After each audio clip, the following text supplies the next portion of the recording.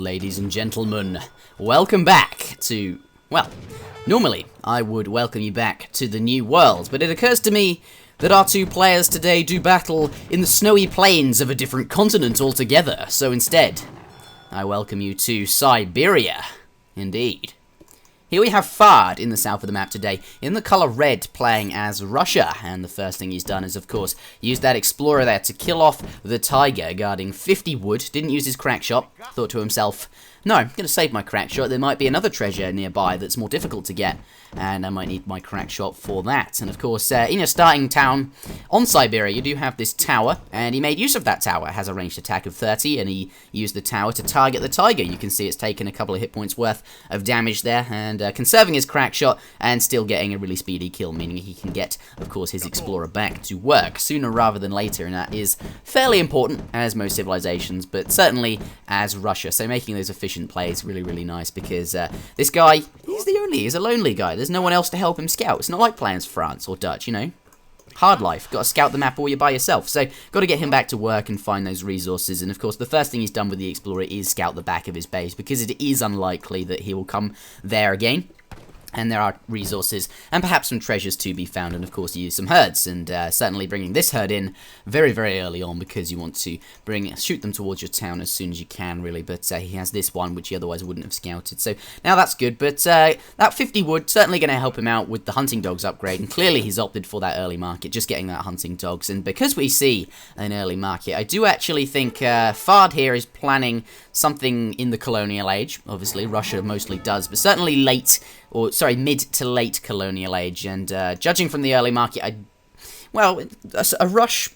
a 14 settler age up, some early aggression is certainly on the cards, but I think it's more likely we'll see something in mid-colonial to late, and that is where Russia really flourished. I think their rush can be a bit weak sauce, but it's certainly good, certainly can be strong, especially against civilizations that don't really like to be pressured early on. But Russia, well, let's be honest, their economy is not great early game. And without a good economy, you can't support the rush. They do have some nice military shipments, though, as in, well, 3 military shipments. So I guess that is a redeeming factor there. But certainly, Russia's economy is not good early on. They start with 5 settlers. That's 1 less than normal. They don't have any settler shipments. They do, however, have this I fail to say this word every time. Distributism. And I used to call it distributivism, which I'm going to go back to saying, because I can say that far more easily. It gives you 1.25 wood per second, and that is the next best thing, I suppose, to a settler shipment. And you have that option to send that on TAD, and has chosen to do that.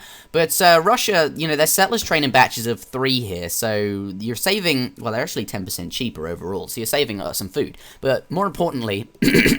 My apologies. You're saving yourself training time as well. They train 10% more quickly overall. Of course, the batch itself takes longer than a normal settler, but they do train faster overall. So it is kind of mid to late colonial where your economy really comes to fruition, and it flourishes then. And that's where Russia is strong, since, of course, they can train lots of military units, and they are cheaper than regular units, and they're actually more cost-effective. They are slightly stronger than their cost makes them... well, than they should be for their cost compared to other civilizations. And when you've got that big economy, you can spam these really cost-effective units, and that makes Russia really strong. So I think we're seeing a mid to late colonial, but perhaps not. He's going up with 14 settlers, so actually everything I just said, just ignore me, because, well, it's Russia, since they train in batches of 3, it is kind of awkward. You can either go up with 14 settlers and perhaps be a bit more aggressive in the colonial age a bit early on, and as we see these 2 forward settlers coming out now to build that barracks, of course you can build that in age 1, almost has all the wood for that, or you can go up with 17 settlers and focus more on your economy for the mid to late colonial, as I was saying. And, any less than 14, you're probably being a bit reckless and neglecting your economy. Any more than 17, and you're probably overdoing it. But there is that. Perhaps this rushes down to his opponent's civilization choice, and we will take a look. It is Umeu in the north of the map here. Certainly been featured on the channel many times before. Very good player. I would say a very by-the-book player. Certainly, as I said, a good one, and can adapt to many a situation, but likes to do things the standard way, so to speak. Not like Boneng, who I've seen in PK Clan Tournament 4, and say, if you've been watching my streams, you might be familiar with the name Azamp, certainly a non-standard player as well, I would say. Umeu is certainly more by the book, and Having said that, though, there's a trading post down here. Okay, ignore me again, everybody.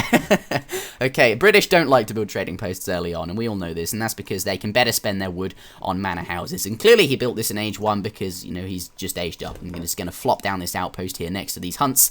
Actually, his hunts aren't that good. I'd say he's up for a rough time, being as British, where you don't really like people pressuring you early on.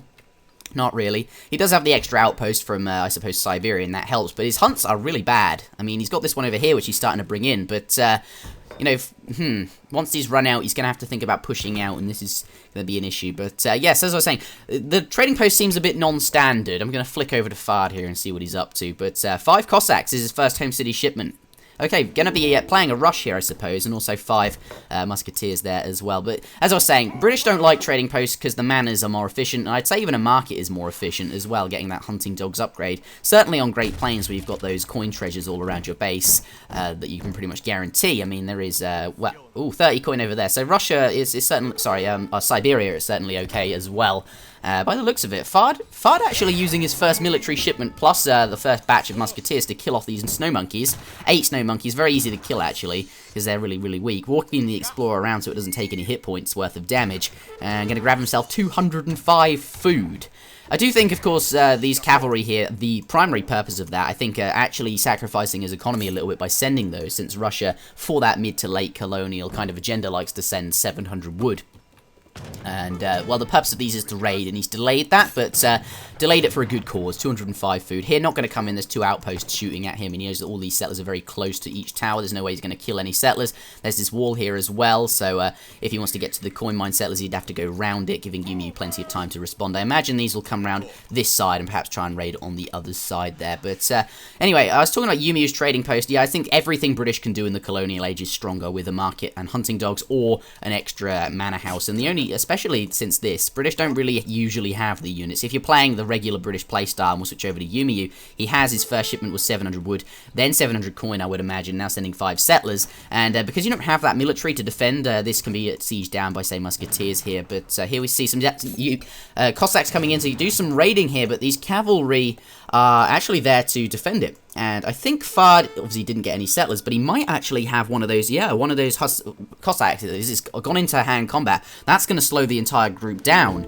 And, well, actually looks, maybe he can escape there, but, okay, perhaps not.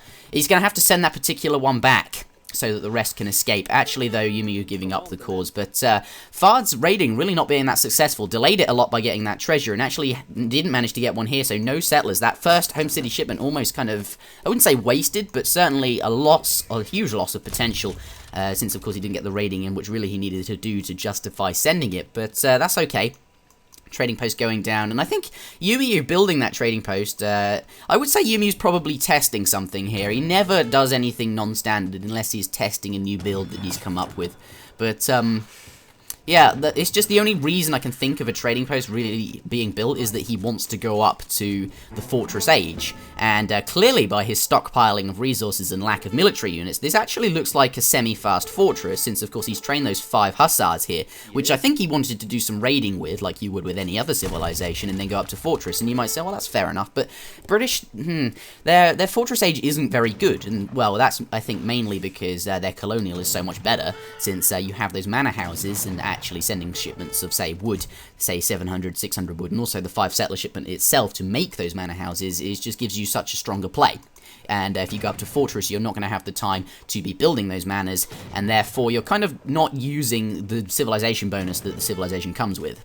So that is probably why we don't see British going up to Fortress Age very often. And at the same time, the units that you'd be training in the Fortress Age are most like, you don't have skirmishers, and that is usually the bread and butter of most Fortress. So you'd still be training longbowmen for the most part, hussars as well, and musketeers, which you all have to upgrade to veteran status. So to make use of that Fortress Age tech, you have to then spend more resources. It's not like playing as Spain or France, which have, skirmishers straight off the bat, which are veteran. Though they do have dragoons, and he has a stable. So that is one redeeming factor. You get veteran dragoons as British right off the bat. But I don't know if it justifies going up to Fortress. Certainly we'll find out. We'll see what he's up to. And there is that. But we'll switch over to Fard and see what he is up to. Now going up to Fortress Age himself. Alright, sent 5 Cossacks, then spice trade, clearly, and wants to get that economy going, so perhaps investing in his economy a bit more. And I think, well, a lot of the time, if you're going to send spice trade as Russia, you do it as your very first shipment. But I think 5 Cossacks is fine if you want to put the pressure on. Certainly, it makes sense. But I didn't expect him to go up to Fortress, because, well, again, for the same reasons as British, Russia have a really awkward Fortress age in the sense that their units are Strelets, Musketeers, Cossacks. And here, whilst he's going up to Fortress, 475 food in that treasure. Just going to collect these treasures whilst he's going up to Fortress. Isn't training any more units at the moment. Wants to wait until he's in the Fortress age, of course. But going to run around grabbing these treasures here. But yeah, Russia really awkward for the same reasons. They have to upgrade all of these units once they get up to Fortress as well. And I do honestly think Russia is stronger in the colonial age. And if you're going up to Fortress, you really have to think to yourself, is it worth it? I mean, certainly you might need to go up to Fortress to counter your opponent's Fortress age potential, and that might be what he's decided to do, since he's seen very few units from Umeu, and he knows if he keeps the pressure up, these 2 towers are certainly going to weaken him, and then when Umeu hits up to Fortress, you know, it's still a semi-FF, it's, you know, there's still going to be some punch behind it, and Umeu could just, you know, his first shipment, ship that, combined with Minutemen and the army that he's training in Colonial. Unfortunately, it's, you know, he's in Fortress and he hasn't upgraded this yet, so these units are still essentially Colonial units, and the benefit of Fortress so far just seems to be the shipments, and that is solely it. But that would still push Fard, I suppose, out of his base. There is that to be concerned about, I suppose. But I think Russia could do a reasonable job of keeping the pressure up, and I don't think that that is a concern. It's certainly one to consider, but I think Fard should have, well, it might have been okay if he just kept the pressure up in the Colonial. Umeu now sending 8 settlers. This is very odd, I think. I think when you get to Fortress, the idea is to put the pressure on, and again, I think Umeu must be either testing something here or planning to go even later into the game with perhaps the Industrial Age, because sending 8 settlers, you know, certainly that's a good shipment. Yes, it is. But, you know, it just doesn't make sense, because you might as well stay in Colonial and build manors if you want 8 settlers. So, you know, I just find this build rather strange. But Umeu knows what he's doing. Believe me, he's certainly a stronger player than I. We'll see exactly what he intends to do, but it is now at this point in the game that Fard's first Fortress Age shipment has arrived, as we can see here. 2 cannons going to come in, and I believe now to start to siege down this wall. And, of course, Umeu has put these houses here as well to cause some kind of issues. But that wall was, you know, primarily just there to stop musketeers and stuff from shooting his coin settlers. But now it's providing a little bit of extra time, you know, a couple of extra moments, really, for Umeu to prepare whatever army, get a Fortress Age shipment in queue to help defend this. Because cannons, really, really strong, especially against civilizations that are using a lot of infantry. And, you know, lots of longbowmen musketeers here. And without cannons of your own, they're quite difficult to defend against. So we'll switch over to Umeu and see what he's got in queue. Actually, no shipments at all. And the only way he's going to deal with this is actually with, you know, the army he has. He has a lot of cavalry there, which will certainly be quite good. But we see that Fard has added in, you know, he's got plenty of musketeers. They've all been upgraded, and he's starting to add in veteran cavalry archers. And, well, another reason the Fortress Age for Russia isn't so good, I think, is cavalry archers are, well, they're good units independently. But the function of the ranged cavalry, say a dragoon, is to defend things like strelets or skirmishers and cannons, because they have a high attack damage versus cavalry with really strong multipliers. But the veteran cavalry archer sacrifices his attack damage for hit points, and he doesn't really perform that function very well, since, of course, you know, having more hit points is not attack damage, and hit points don't kill enemy cavalry. But so as a unit on its own, I don't think they're as good as dragoons, but there is that to consider.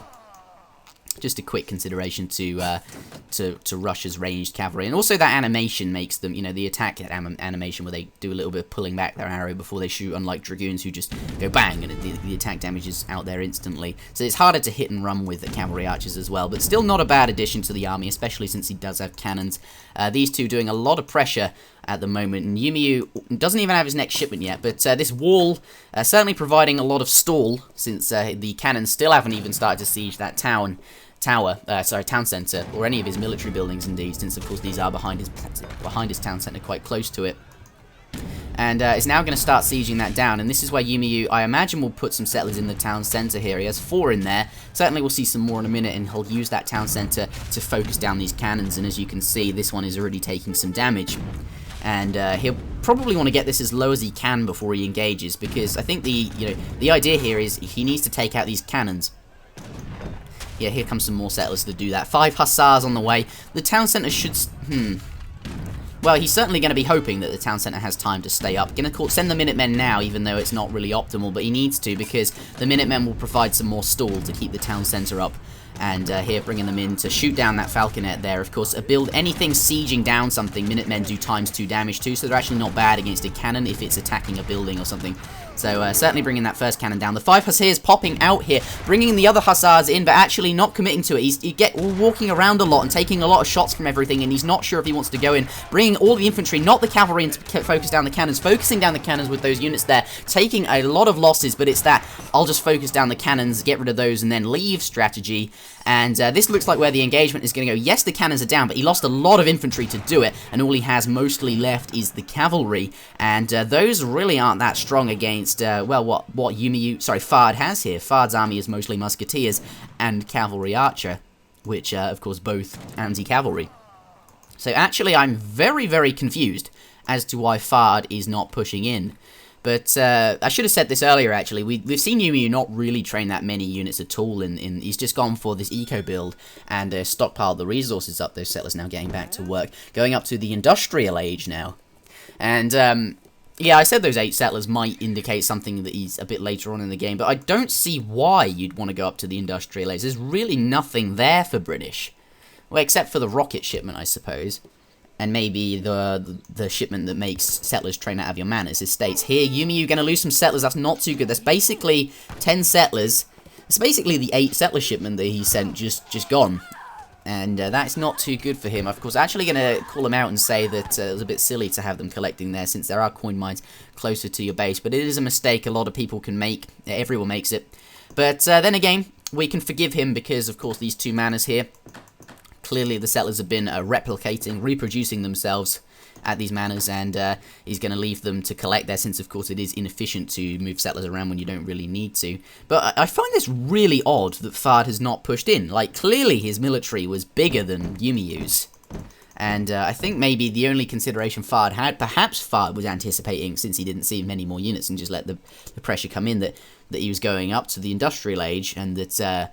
perhaps, you know, a revolt might happen, and then he'd pop out all of these Minutemen and all of these units all at not Minutemen, colonial militia all at once, and then really damage all of Fard's units, since, of course, they'd all be sieging down this town centre or military buildings nearby, and then all of these units would pop out and destroy his army, and then he'd be in a bad spot. So, but I do find that really unlikely. I just don't think that is a worthwhile consideration, because you'd probably be able to bring down the town centre before the industrial age hit. So the fact that he's walked back is a bit strange, but certainly his economy is in very good shape. 44 settlers here, and you know, has a trading route as well, has all of the market upgrades, and he sent the advanced church shipment by the looks of it, you know, Reformist Tsar, which is going to give him access to the Colmax, which he's trained here, and 9 Colmax. Costs 1,000 wood for these. They're actually fairly cost effective. They're because 36 ranged attack, you know, get some dragoons there. Oh, Umeu has revolted. Fair enough. Fair enough. We'll discuss that in a moment. But I think now sending 1,000 coin. He's not training very many units, so this to me suggests he wants to go up to industrial himself. And if this was a consideration, the not pushing to the fact that Umeu might go up to industrial and then revolt, what he's doing is protecting his military, booming, and setting up for this kind of, I suppose, defense against a revolt, because, well, having that economy and all of the military still alive whilst he's adding in more units means that in this encounter here, if Umeu were to revolt, this is all hypothetical, and perhaps none of this was going through their minds at the time, but as you can see here, the armies look fairly even here. These musketeers not actually upgraded. I think, anyway, this fight, it just looks a bit messy. I mean, all of the units fighting each other, or all of these cavalry are not really that useful, considering the musketeers and the cavalry archers are going to be doing anti-damage. But certainly colonial militia are basically a musketeer type unit that does ×2 versus all cavalry, so even these ranged units in the back there. So I think what he needs to be doing, the units he'll be microing down, is using his ranged, just his infantry that are ranged generally to focus down these Colmax, since they have a similar amount of hit points, being guard dragoons, to the veteran cavalry archers, but they have a much higher ranged attack, so you want to focus those down first. And I think the musketeers as well, since they have a fairly large ranged attack but not very many hit points, so you can remove a lot of his damage potential there. And then finally you'd be focusing down the cavalry archers, which just do like, not that much damage. It's certainly been improved due to the veteran well, they were veteran originally. I believe he sent, yeah, this one here, cavalry combat, 15% to attack damage there. So this looks like it could have been very anti-industrial. It was not really the way I would have expected Fard to play Russia, but certainly it's worked out against what Umeu is doing. Again, these two players are fairly friendly with each other, so it's also worth considering that maybe they told each other what builds they were going to do just to test out what was good and what was not. That, unless it was it might well have been a competitive game that they, you know, just played. But could have been testing things as well, and I think maybe testing the British Revolt is something Umeu was thinking about, being certainly a vanilla player that has just come to TAD and I suppose wants to try these things out. But that is also just a very hypothetical consideration. The thing is, the British industrial is no good, because their politicians for the Revolt, that is you can upgrade all of the hit points of your colonial militia. And that's probably the better politician, since you do have a lot of colonial militia, but I don't think you really have enough of them, and it's not a strong enough, there's not enough hit point bonus to justify that as being good, because, well, if you have lots of settlers, and you're going to turn them all into colonial militia, then, well, that's not a good idea, because if you have lots of settlers, then you keep them, because you have a good economy, and then you win the game by training units. So this politician is just flawed in that way, that you don't want to be going up to revolt. The other one is that your Gatling guns have more hit points, and that is never worthwhile, because you will never have enough Gatling guns to justify that being worthwhile. Plus, Gatling guns are severely overrated, in my opinion. He's got some right now, because, well, clearly he knows how he's not going to be able to deal with these strelets and cannons, since, of course, all of his units are just military. He did have a lot of hussars, though, before he revolted, and perhaps Umeu thought, well, such as Spain and Ottoman have a politician that transforms all of their hussars into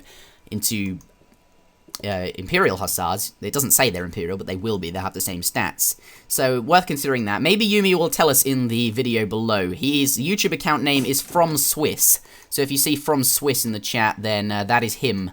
So look out for that. Maybe he'll tell us about what he was doing. But, yeah, the Gatling guns are going to be useful for killing off, say, the Strelets. And they're not too good against cannons in the same way that organ guns are, or, you know, organ guns go bang, bang, bang, bang, bang, bang, bang in order to do their damage, and a cannon just goes boom, and it's done. So in a one-on-one conflict, a cannon versus an organ gun, or in this case, a cannon versus a Gatling gun, when they fight each other, the Gatling gun will go bang, and just get one tiny bit of damage off before the falconet goes boom, and all of its damage is off and has eliminated the entire Gatling gun. So there's that. And here you see Fard, just, even in that first conflict, his army, since, I don't know if it was precautions, but certainly he had enough military to just, well, it was fairly even, that fight. They both neutralized each other's army, and that was that. And, you know, the difference was Umeu had revolted and had nothing behind it. That was that conflict, and yes, he was able to deal with what Fard had, but Fard had an economy, and as you can see, has rebuilt his military since then. And clearly has enough, since of course the only thing coming in for Umeu is shipments. It's just overwhelmed him, and that is of course the end of the game. So, we'll take a look at the post-game in a moment, but thank you very much for watching, everybody. Where's the town centre gone? Look, you can see on the minimap I'm right next to it, but the town centre is not here. If I press the T button on my keyboard, it takes me to the town centre. How strange. I'll see you next time.